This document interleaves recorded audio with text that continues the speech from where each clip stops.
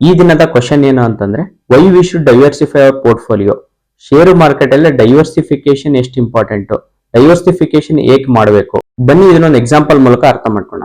ರಮೇಶ್ ಮತ್ತೆ ಸುರೇಶ್ ಇಬ್ರು ಒಂದು ಫ್ರೂಟ್ ಶಾಪ್ ಇಡೋಣ ಅಂತ ಅಂದ್ಬಿಟ್ಟು ಡಿಸೈಡ್ ಆಗ್ತಾರೆ.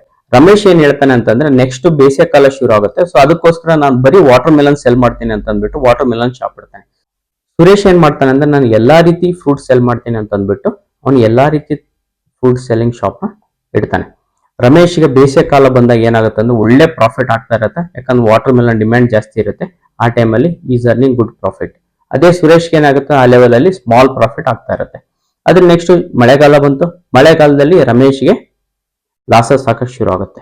ಅದೇ ಸುರೇಶ್ಗೆ ಏನಾಗ್ತಿರುತ್ತೆ ಸ್ಮಾಲ್ ಪ್ರಾಫಿಟ್ ಆಗ್ತಾ ಇರುತ್ತೆ. ನೆಕ್ಸ್ಟ್ ಚಳಿಗಾಲ ಬರುತ್ತೆ, ಚಳಿಗಾಲದಲ್ಲೂ ಕೂಡ ರಮೇಶ್ಗೆ ಲಾಸಸ್ ಆಗುತ್ತೆ, ಆದ್ರೆ ಸುರೇಶ್ಗೆ ಸ್ಮಾಲ್ ಪ್ರಾಫಿಟ್ ಅರ್ನ್ ಮಾಡಿರ್ತಾನೆ. ಅದ್ರ ನೆಕ್ಸ್ಟ್ ಏನ್ ಮಾಡ್ತಾರೆ ಅಂತಂದ್ರೆ ರಮೇಶ್ ಇಲ್ಲ ನನಗೆ ಲಾಸ್ಟ್ 8 months ಇಂದ ಲಾಸಸ್ ಆಗಿದೆ, ಸೊ ಅದಕ್ಕೋಸ್ಕರ ನಾನು ಶಾಪ್ ಕ್ಲೋಸ್ ಮಾಡ್ತೀನಿ ಅಂತ ಅಂದ್ಬಿಟ್ಟು ರಮೇಶ್ ಶಾಪ್ ಕ್ಲೋಸ್ ಮಾಡ್ತಾನೆ. ಅದೇ ಸುರೇಶ್ ಏನಾಗಿರುತ್ತೆ ಅಂತಂದ್ರೆ ಅವನಿಗೆ ಎಲ್ಲಾ ಸೀಸನ್ ಅಲ್ಲೂ ಸ್ಮಾಲ್ ಪ್ರಾಫಿಟ್ ಆಗಿರುತ್ತೆ, ಸೊ ಅದಕ್ಕೋಸ್ಕರ ಅವನಿಗೆ ಶಾಪ್ ನ ಏನ್ ಮಾಡ್ತಾನೆ ಇನ್ನು ಗ್ರೋ ಮಾಡೋಕ್ಕೋಸ್ಕರ ಒಂದು ಬಿಗ್ ಶಾಪ್ ನ ಇಡಕ್ಕೆ ಯೋಚನೆ ಮಾಡ್ತಾನೆ.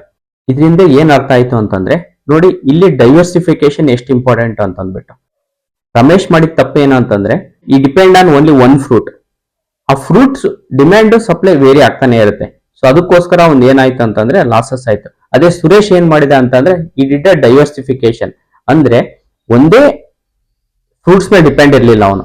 ಆ ಸೀಸನ್ ತಕ್ಕಂತೆ ಫ್ರೂಟ್ಸ್ ಏನ್ ಮಾಡ್ತಾ ಇದ್ದ ಅಂದ್ರೆ ವೇರಿ ಮಾಡ್ತಾ ಇದ್ದ. ಅದರಿಂದ ಇವ್ನು ಏನಾಯ್ತು ಅಂತಂದ್ರೆ ಪ್ರಾಫಿಟ್ ಕಂಟಿನ್ಯೂಸ್ ಆಗ್ತಾ ಇತ್ತು, ಈ ಕುಡ್ ಏಬಲ್ ಟು ಸಸ್ಟೈನ್. ಅದೇ ರೀತಿ ಶೇರ್ ಮಾರ್ಕೆಟ್ ಅಲ್ಲಿ ನೀವು ಕೂಡ ಪ್ರಾಫಿಟಬಲ್ ಆಗಬೇಕು ಅಂತಂದ್ರೆ you should depend on multiple businesses. ಒಂದೇ ಬಿಸ್ನೆಸ್ ಮೇಲೆ ಫೋಕಸ್ ಮಾಡಿಟ್ರೆ ಅಂತಂದ್ರೆ ಅದರಲ್ಲಿ ಲಾಸಸ್ ಆಗ್ಬೋದು, ಪ್ರಾಫಿಟ್ ಆಗ್ಬೋದು. ಇದೇ ಡೈವರ್ಸಿಫಿಕೇಶನ್ ಮಾಡೋದ್ರಿಂದ ಏನಾಗುತ್ತೆ ಅಂತಂದ್ರೆ ನಿಮಗೆ ಎಲ್ಲಾ ಟೈಮಲ್ಲೂ ಸ್ಲೋ ಆಗಿ ನಿಮಗೆ ಗ್ರೋತ್ ಆಗ್ತಾ ಇರುತ್ತೆ. ಇದೇ ರೀತಿ ಶೇರ್ ಮಾರ್ಕೆಟ್ ಅಪ್ಡೇಟ್ಗೋಸ್ಕರ A to Z trading follow ಮಾಡಿ.